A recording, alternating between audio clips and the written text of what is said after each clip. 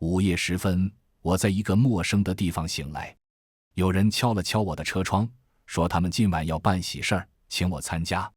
我迷迷糊糊地下了车，眼前的村子张灯结彩。是要办婚礼吗？我问村民道。村民没有回答，我却恍惚想起，我好像就是来送嫁的。我回头看向我开来的大货车，车上是空的。可我怎么记得我来的时候，车上装了满满的东西？装的是什么来着？我一时想不起来，在转回身时，那个来叫我的村民不见了。大家好，欢迎来到我的频道。湿漉漉的晚风吹过来，让我的大脑勉强清醒了几分。这里好像刚刚下过大雨，我向四周望去，这个小村子很破旧，附近的几家门上都挂着锁，院子里面黑漆漆的，但大门两旁却又都悬挂着黄灿灿的灯笼。我走近一看，都是莲花灯。这时不远处传来熙熙攘攘的喧闹声，我循着声音走过去，就见一个村民家里院门大开，院子里灯火通明，人声鼎沸，竟好似在摆宴席。我正想走进去问问，恰巧碰上一个老太太走出来。我忙拦住那老人，问道：这是在办婚礼吗？那老太太抬头看向我，我却被吓了一跳。这老太太的脸有些怪异，虽然五官俱全，可却不大像人，反而有些像山猫。不是婚礼，老太太干哑着嗓子道，是送姑娘回门。送姑娘回门？回门的不应该是新媳妇吗？再说，有在大半夜摆宴席送媳妇回门的规矩吗？我心里越发觉得怪异，刚一脚踏进那院子，一个中年男人就疾步走了过来。他一把拉住我：哎呀，你终于来了，今晚好不容易雨停了，一会儿还得麻烦你送姑娘回家。我来送。我被莫名其妙地拉到一张桌子前坐下，周遭的村民见了我都很热情，又帮我倒酒，又帮我夹菜。我却不大敢吃，因为在我眼里，这些村民无论男女老幼，长得好像都差不多，都是一张猫脸。恰在此时，不知道从哪里传来一声锣响，我抬头一看，就见四个脸色惨白的轿夫抬了一顶大红花轿，正停在院门前。本来就站在我身后的中年男人忽地发出一声嚎叫，那就不是人类能发出的声音。接着院子里所有人都朝门口涌了过去，他们似乎是要阻拦那顶花轿进门。哪怕我的脑子现在还是混沌一片，直觉也警告我这里的一切都不正常。我环顾四周，想找个出口马上离开，可这院子只有那一扇能出去的门，我背后就是这家农户的房子。这房子里面倒是很亮堂，隐隐有人影映在窗子上。这时我听到了一个有些耳熟的声音：龙兄弟，龙兄弟，是有人在叫我。我大明龙长动，我的记忆稍稍清楚了一些。我朝那个房子走了过去，房门虚掩着，叫我的人似乎就在那房子里面。我一把拉开屋子的大门，一阵阴风吹过，原本亮亮堂堂的房间霎时暗了下来。只见堂上坐着两个人，中间一张长桌上点着2根红烛，红烛中间并排供着2张照片。这到底是喜事还是丧事啊？我借着红烛的光晕看过去，却见那两面坐着的人都不是活人，而是一对形似中年夫妻的纸人。再看那供桌上的照片，反倒是活人的模样，只是女方的照片看不清脸，一片模糊。男生的照片倒是很清晰，我细细一看，记忆瞬间涌来。2天前，一对父子找上了我，父亲名叫杨红，儿子叫杨岩。杨红扯着他儿子走到我跟前时，我就发现那小伙子呆愣愣的。我儿子丢魂了，跟他朋友出去玩了一趟，回来就变成这样了。杨红满脸急切，我找的高人说，一旦过了7天，我儿子的魂就彻底回不来了。我也是托了很多人打听，这事儿只有你能帮我。我其实也不是什么专业人士，我以前只是个跑大车的司机，只是因为我生来八字硬，长相也凶，跑大车时常常带车冲煞。冲煞走的都是同行没走过的新路，路上时不时就会遇到些邪乎事儿，见得多了就不以为然了。后来我开的物流公司倒闭了，为了尽快还清债务，我什么杂活都干。渐渐的，一些奇野怪哉的阴事也找上了我。我从不怕那些见不得光的东西，能赚钱还能帮人解难，我自然没有拒绝的理由。杨红给的酬劳很丰厚，定金就是3万，成了再翻1倍。只是他让我帮忙的内容有些奇怪，他让我拉着一车纸扎用品，带他和他儿子到南驼峰山脚下的一个小村子里去。南驼峰离我们那儿也不远，大半天的路程就到了。不过我记得南驼峰附近的村子大都荒废了。杨红准备的纸扎用品也不像正常的丧葬用品，没有童男童女，却有一对胸前扎着大红花的中年夫妻；没有纸车纸马，却有一顶纸扎的大红花轿和4个抬轿的轿夫。剩下的骡车、妆奁、脸盆、棉被，比起烧给死人的东西，这更像是给女儿筹备的嫁妆。禁不住我的再三追问，杨红在上车后说出了准备这些东西的原因。杨岩之前跟几个同学去南驼峰玩，在附近的荒村留宿了1夜，等第2天回到家，人就浑浑噩噩的了。杨红找到的高人告诉他，是山里的女鬼把杨岩的魂勾走了。想把杨岩的魂换回来，杨红就得准备一场假婚礼，把杨岩的衣服和一个替身纸人当成新郎烧掉。我车上装的那些纸扎就是杨红替那女鬼准备的，指望人家能满意这场婚礼，好让他把儿子救回来。我回头看了一眼杨岩，他一直不吭声，垂着脑袋，看起来好像没睡醒的样子。杨红一直很焦急，催促着我赶紧上路。我为了缓和气氛，一边启动车子，一边开玩笑道：既然要结婚，那你怎么只准备嫁妆，不准备聘礼啊？杨红愣了一下，随即扯了扯嘴角道：那不是有好几袋纸钱元宝吗？什么聘礼能比钱更实在？记忆回笼，我看着房间里那对端坐在长桌两旁的纸人夫妻，正是杨红让我运来的那对。瞧着屋子里的布置和桌子上杨岩的照片，似乎就是杨红为那女鬼准备的假婚礼了。那刚刚在屋子里喊我的，应该就是杨红本人。但我又总觉得哪里不太对劲，院子里的客人都是哪儿来的？真是这村子里的村民吗？那他们为什么说今晚是送姑娘回门的日子？不应该是结婚的日子吗？我满肚子疑问，干脆走进屋子，想找杨红问个清楚。可我刚一进门，房门就在我身后砰的一声关上了，四周瞬间静悄悄的，原本灯火通明的院落也忽的一下落入了黑暗。我的眼睛适应了好久，才在朦胧中找到了一点光亮。那2盏红烛就像夜里的一双鬼眼，在那暗黄的光晕里，我发现摆放照片的长桌上落满了灰尘，一股尘封已久的霉变味也在这时闯入了我的鼻腔。我干脆走到长桌前，拿起一盏蜡烛向四周一照，果然四处都是尘土和蜘蛛网，这间农户明显已经荒废很久了。我刚刚看到的明亮整洁好像都是幻觉。我正想回到院子里去看看，可刚转过身，就在余光中瞥到右侧的里屋中间站着一个人，那是一个穿了一身大红嫁衣的女人。窗外有淡淡的月光透进来，打在那身红衣服上，简直像在流血。我一只手慢慢摸到了腰间，好在我的打魂鞭还在。这根由11节桃木制成的打魂鞭，是小时候我无意中救下的一个老道送给我的。那老道人说我修罗相菩萨心，这辈子注定要吃阴阳饭。我缓慢地抽出打魂鞭，转过身，正对那个女人。女人脸颊苍白，五官被披散的头发挡住了大半，我看不清她的长相，但直觉她的年纪并不大。我们默默地对峙着，一股股阴风从门缝里透进来。那女人突然扬起下巴，冲我缓缓地张开嘴，一大团一大团的泥土从她嘴里掉了出来。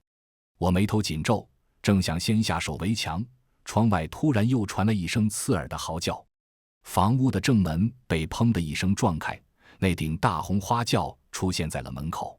我转过头再去看那个女人，屋子里却已经空荡荡的了。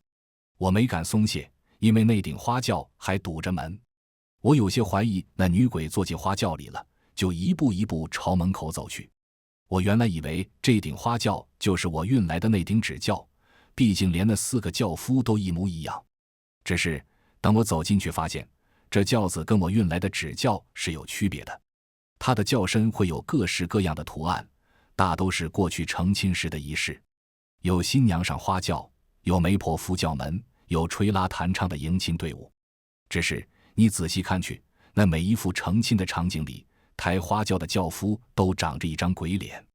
我豁然抬起头，就见那4个轿夫的脸都画成了恶鬼的模样。我抽出大婚鞭，凌空挥去，鞭子卷起了轿帘，里面几只苍白的鬼手快速缩回了轿身。那女鬼并不在轿子里面。那4个轿夫抬起轿子，齐刷刷地向后退去，几个眨眼间，轿子就不见了。这难道是鬼轿？依稀想起了南驼峰这一带的传说。从前南驼峰有一个别名叫女儿轿，因为山里有一块奇石，长得特别像一顶花轿。后来不知怎么传的，都说那石头是一顶鬼轿。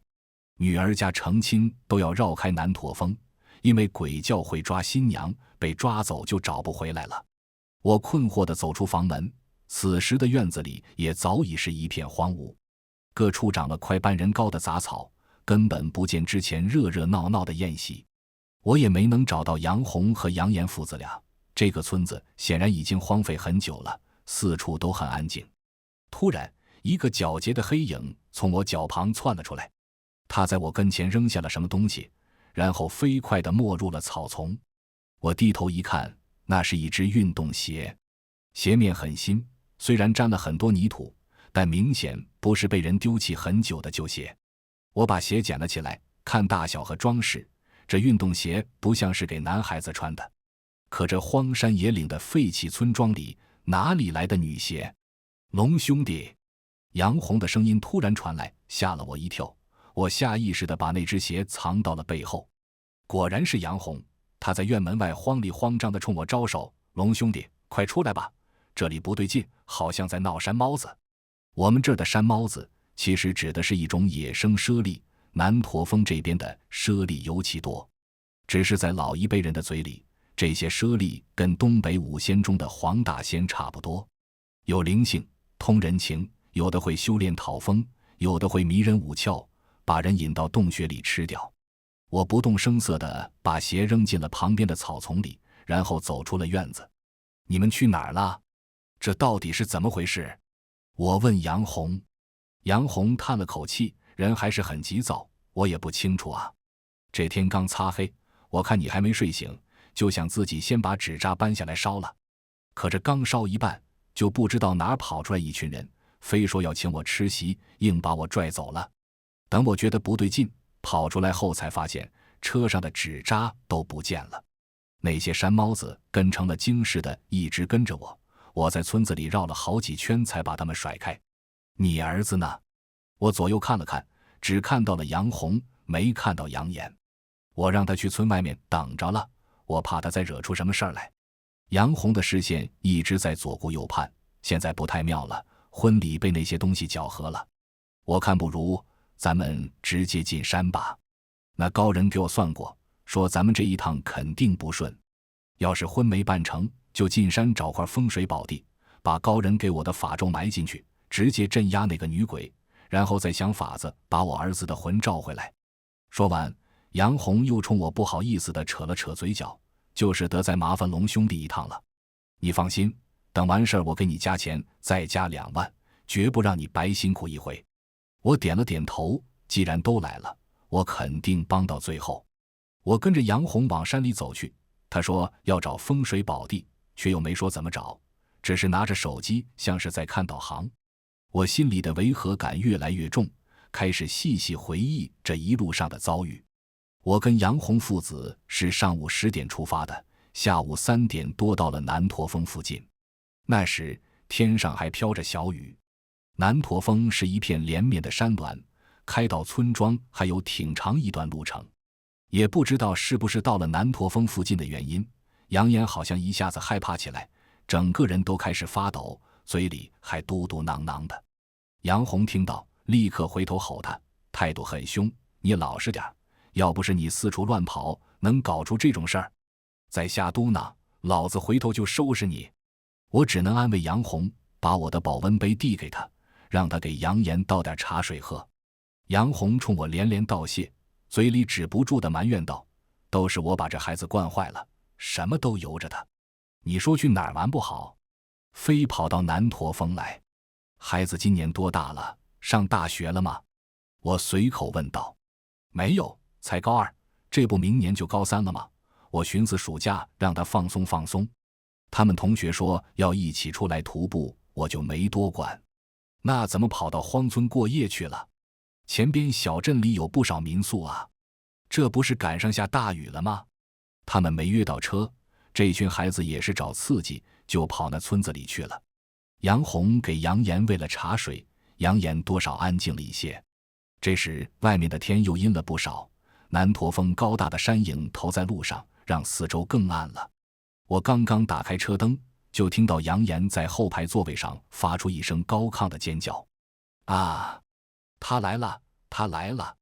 你闭嘴！”杨红转过身去骂他儿子。我往杨岩那边的车窗外看去，什么都没看见。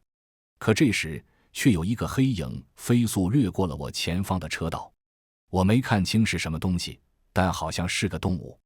杨岩像是被吓破了胆子，任凭杨红怎么吼他，他都尖叫个不停。我透过后视镜看他，他抱着脑袋，缩着脖子，被杨红揪着来回晃动时，肩膀上竟然露出一只人手。那人手惨白惨白的，在半空凭空出现，死死扣在杨岩的肩膀上。这东西竟然直接上了我的车。我怒从心头起，让杨红把杨岩拽到前面来，抽出打魂鞭就是一鞭。鞭子从杨岩的头顶扫过，凌空啪的一声，杨岩像是被震了一下，直接没了声音，他肩膀上的那只手也没了。杨红看儿子像是没事了，才松了口气。杨岩竟然又开始疯狂踢腿，双手抓着脖子，地叫了起来。我从后视镜看过去，那只手又出现了，而且这次是2只手，他们死死掐着杨岩的脖子，像是要把杨岩直接掐死。打魂鞭扫过，空气里啪啪2声，那双手才消失。杨岩大口大口地呼吸着，人崩溃似的倒在后排座椅上。杨红怕儿子再出事，直接移动到了后排座位上，把儿子抱在怀里，嘴里不住地骂着脏话。我不敢放松，一边紧抓着方向盘，一边盯着车前车后。就在这时，我在路边看到一个一掠而过的人影，那像是一个高中女生，还穿着校服，扎着马尾辫。我没看清她是不是站在护栏外，她只是一直盯着我们的车。杨岩惊魂未定，被她抱搂在怀里，嘴里还不住地嘟囔着：“别找我，别找我。”车窗外不知怎么回事，渐渐起了雾，我连路面都要看不清了，只能把车速降下来。杨红却有些急躁地抓住我的椅背道：“龙兄弟，别开这么慢啊，过了今晚就没机会了，我儿子等不起呀。”我理解杨红担心儿子，但也不得不劝他道：“现在雾太大了，你别急，拐过前面的山体也许就好了。”我连打魂鞭都没收，一直稳稳把着方向盘。杨岩又在这时大吵大闹了起来，他指着车窗惊恐的尖叫：“他就在外面，他就在外面！”我往杨岩那侧的车窗看了一眼，就见迷雾中一个苍白的手印啪地拍了车窗上。杨红连连骂起了脏话，也不知道管没管用。我不敢太分心，因为我突然发现浓雾中我车道2旁的山影好像越来越近了。南驼峰这边本来就是山区，这条公路修在群山之间，两边巨大的影子在晴天时都能让人心惊肉跳，更别说现在是阴雨天，外面还起了雾。我努力让自己保持平静，可我渐渐觉得两侧的山在靠近我们，并不像我的心理作用，因为我清楚地看到那山体好像逐渐吞噬了公路2旁的护栏。这不可能是真实发生的情况，这一定是某种东西让我们产生的幻觉。我在心里一遍遍告诫自己，可是杨红突然也尖叫了起来。他冲我高声喊道：“这不对劲啊，外面怎么这么黑？龙兄弟，我怎么觉得两边的山要倒下来了？”他这么一喊，两侧的山竟然真的直挺挺地压了下来。我大骂了一句：“都他妈给我闭嘴！”我按下车窗，伸出打魂鞭，可我还没来得及挥，前方的迷雾里突然传来一阵敲锣打鼓的喜乐声，两股像是车灯一样的光源透过迷雾打了过来。我看到了几个跳动的影子，他们都穿着红色的长衣，敲着腰鼓，吹着唢呐，一边跳舞一边向前走。紧跟在他们后面的是一辆婚车，那是一辆黑色的轿车，车前盖搭着红绸，车身看起来比普通的轿车要宽不少，也看不出是什么牌子的。婚车两边像是都跟着人，但是雾太大，只能看到影子，看不清脸。我暗骂了一声，这个节骨眼遇到灵车都比遇到婚车强，更不要说是这么一支诡异的迎亲队伍了。我硬着头皮往前开，但好像在那支队伍出现后，四周的雾就开始渐渐散去了，两侧要压下来的山也逐渐远离了我们。杨红和杨岩这时候倒是安静了下来，他们一直紧盯着窗外的迎亲队伍。随着我们越来越接近，那种喜庆的吹拉弹唱声也慢慢走音变调，然后逐渐消失了。所有的乐器好像都成了哑巴，那些不断跳动的人肢体僵硬的仿佛石头。婚车里看不到司机的脸，只能看到一双铁青色的手。那种死一般的寂静衬得婚车外面装饰的红绸格外妖艳。在我们擦肩而过时，我透过车窗看了一眼那些随着婚车移动的人。让我心惊的是，那些人的脸上都戴着一张恶鬼的面具。也是奇怪，在我们路过这支队伍后，再没有遇到过什么危险的事。雾也散了，路两旁什么都没有，车上也安定了。这时候我们离要去的村庄也没多远了。杨红在后排搂着儿子，我听到他小声地对杨岩道：“就快到了，很快就没事了。”我们顺利地到达了荒废的村子，那时天都还没黑透。杨红说得等晚上9点以后才能开始烧纸扎和替身，让我先歇一会儿。他拿着我的保温杯给我倒了一杯茶：“辛苦你了，龙兄弟，要没有你，我们都到不了这儿。”我接了那茶，又跟杨红聊了几句，就把茶水喝了。在那之后，我竟然真的睡着了。龙兄弟，咱们是不是在原地绕圈啊？我这地图怎么不动呢？杨红转过身问我，我也正好收回了思绪。我走上前，就见杨红对着一个已经黑屏的手机左点右戳。我抬手碰了手机一下，那屏幕才亮起来。杨红整个人一愣，磕磕巴巴地看着我道：“我这是鬼遮眼了。”我没有回答，杨红又带着我向前走。“你这手机地图也能找风水宝地啊？”我问道。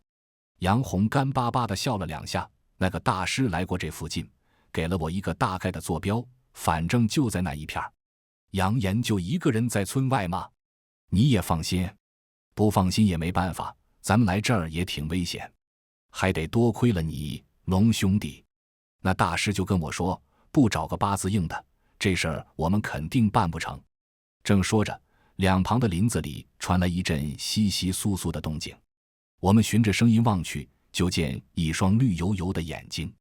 那眼睛的主人本来4脚着地，在发现我们看他后，竟像个人似的，单凭2条腿直立了起来。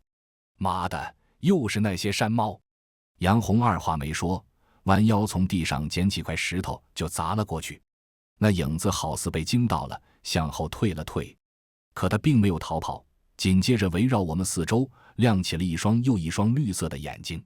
妈的，你们到底想干嘛？老子又没有招惹你们！杨红冲着林子里的影子痛骂，骂完他摘下自己的背包，从里面掏出支便携火把。我也没想到他的工具还挺全，火把一点，火光亮起。那些跟着我们的山猫好像真的怕了，一个一个退入了后方的黑暗里。杨红举着火把，抱着自己的背包，踉踉跄跄地继续向前走。我跟在他身后，有些感叹：“你还挺不容易的。”我就这一个儿子。杨红的声音有些发闷。这次我们没用多长时间就到了目的地，那是一处没有树木的缓坡，是不是风水宝地我不知道，但我一眼就认出了那缓坡中间的石头。那石头上面长着宝字顶，长方形的石身，前后有4根凸出来的石柱，就像一顶轿子。鬼轿，我说出了声。杨红回头看了我一眼，表情有些凝滞，但他很快道：对，那大师肯定就是想借用鬼教的力量压制那个女鬼，好趁机把我儿子的魂召回来。可我听说鬼教只抓新娘啊。杨红拍了拍自己的背包，露出一抹得逞的笑，嫁衣我烧给她了，她已经是新娘了。此时天上似乎又飘来了雷雨，一抹电光划过这片空地。我见杨红从背包里掏出个铁盒子，冲我招招手道：龙兄弟，帮个忙，咱们赶紧挖个坑，把东西埋进去。那一刻，我脑海里所有细碎的线索都串联到了一起。杨红拿出来的铁盒子，我见过好几次了，虽然大小不同，但材质规格都是一模一样的。只不过前几次我都是帮着苦主把那种盒子从地里挖出来，里面装的不是受害人的生辰八字，就是胎发血液。埋盒子的人干的都是损人利己、伤阴质的事儿。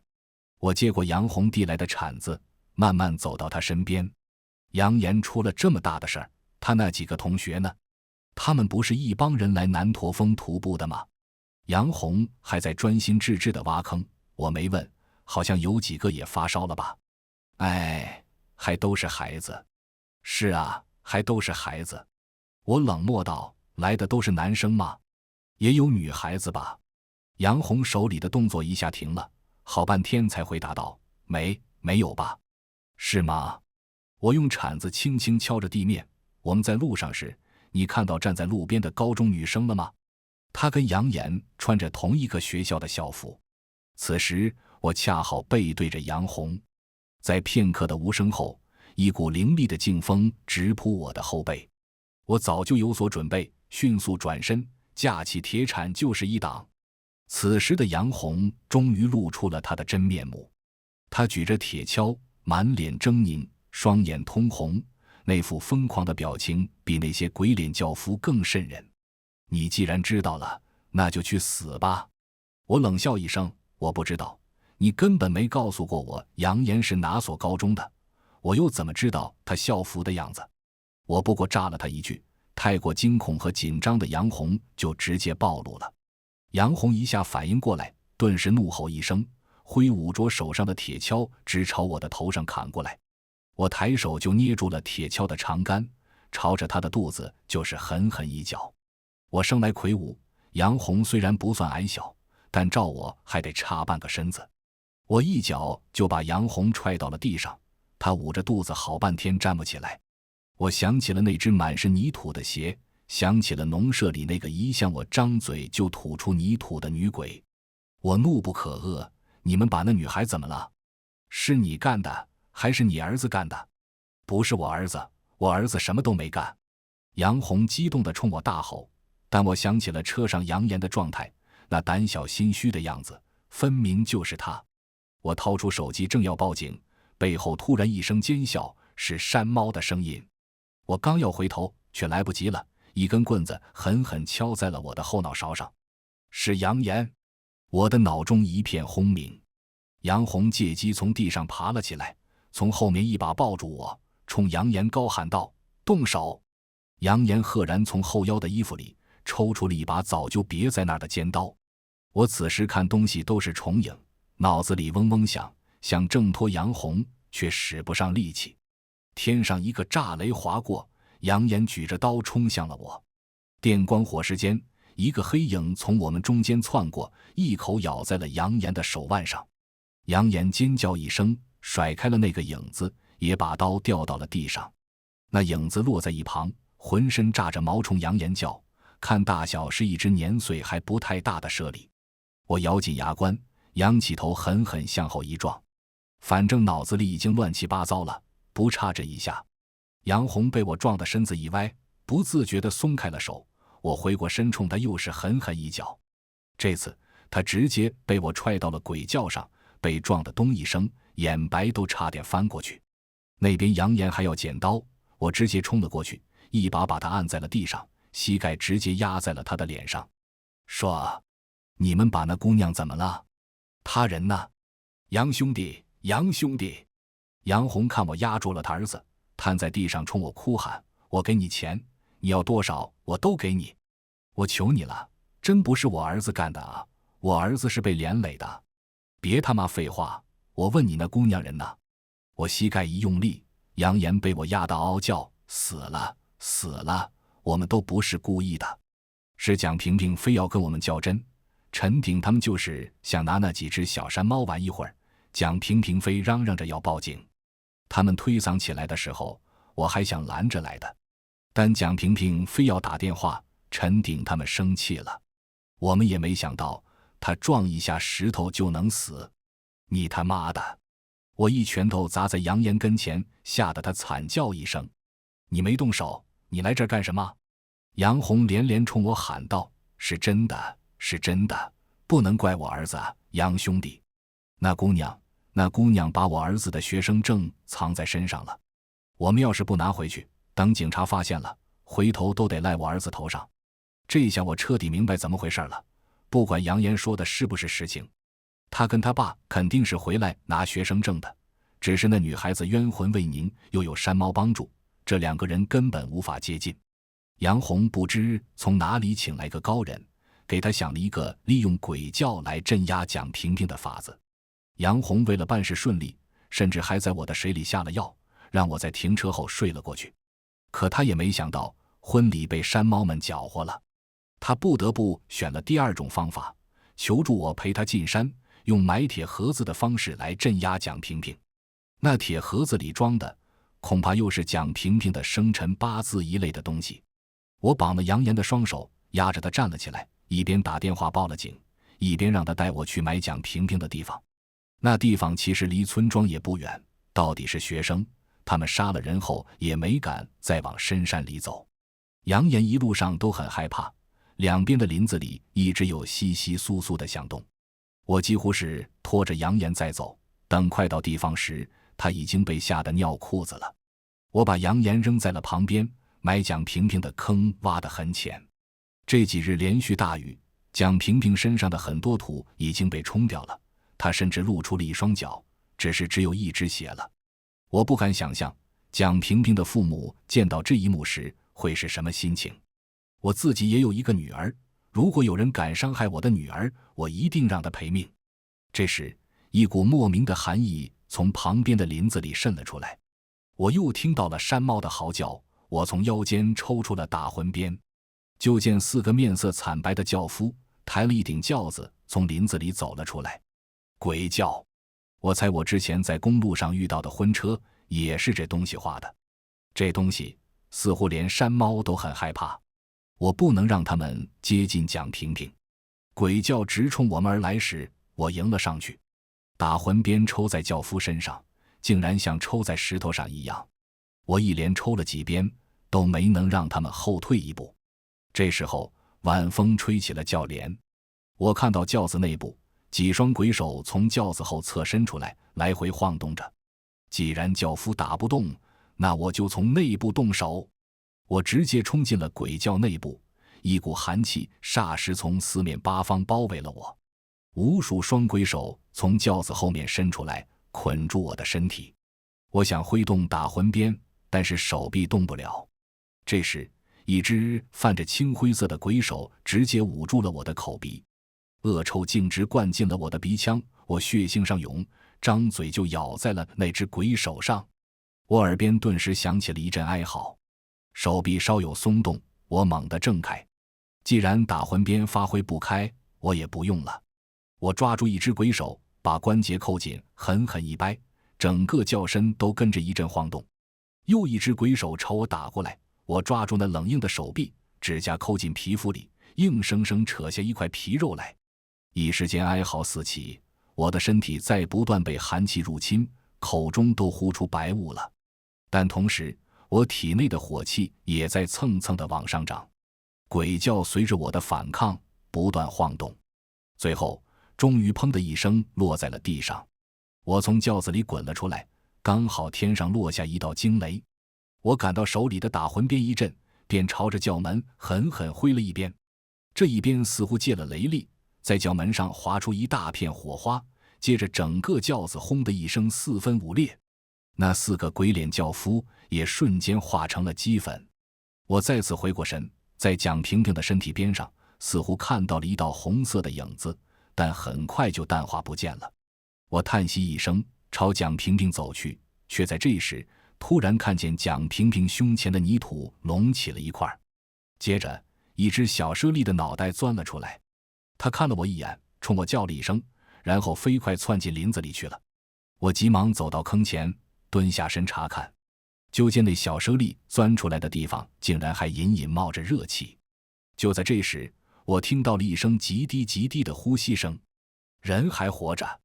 我把蒋萍萍挖出来的时候，警车和救护车也到了。蒋萍萍出事是5天前，这5天一直在断断续续的下雨。蒋萍萍身上的土本来就松动，后来又被雨水冲走了不少。那些猞猁似乎一直窝在蒋萍萍身上，为她保持住了最后一点体温。我恍惚想起，我刚到村子时，那个老太太跟我说，今儿是姑娘回门的日子，没想到竟然应在了这儿。事后，当初伤害蒋萍萍的几个学生都被抓了。其实在我报警前，警察已经在调查蒋萍萍的失踪案了。扬言就算拿回学生证，也架不住别的学生早把他供出去了。扬言虽然不是主谋，但也是从犯，仍然要承担法律责任。蒋萍萍在医院休养了1个多月，身体也慢慢好转了。后来他父母带着他来感谢我，他跟我说，那天他们到了荒村后，看到了一窝被生在农家院子里的小猞猁。母猞猁可能是难产，已经没了气息，那几个小猞猁饿得一直在叫。以那个陈鼎为首的几个学生就把小猞猁们都拿了出来，放在地上捏着玩。蒋萍萍看得心惊，想让他们把猞猁放下，可没人搭理他。他知道猞猁属于国家保护动物，就拿出手机佯装报警，想吓唬他们。没想到惹怒了陈鼎，一来二去，两边就动起手了。扬言虽然不是第一个向蒋萍萍动手的，但也没像他自己说的那样清白无辜。蒋萍萍被人推倒在地上时，就刚好摸到了扬言掉在他身上的学生证，随手就掖在了袖子里。蒋萍萍还有些担心那几只失去母亲的小猞猁。我回想了一下那山林里一双双绿油油的眼睛，安慰他道，不用担心，会有人照顾他们的。在那之后，我又找了杨红一次，我想知道他请的那位高人到底是谁。我的手边已经有3个同等形制的铁盒子了。没道理那些干阴损事的所谓高人都从一家进货，要么他们是一个派系的，要么他们就是一个人。杨红却不肯告诉我，他眼中满是恨意地盯着我道，你在高人那儿已经挂上号了，他迟早会亲自找上你的。全文完，感谢您的观看，每天上新精彩小说，喜欢就订阅吧。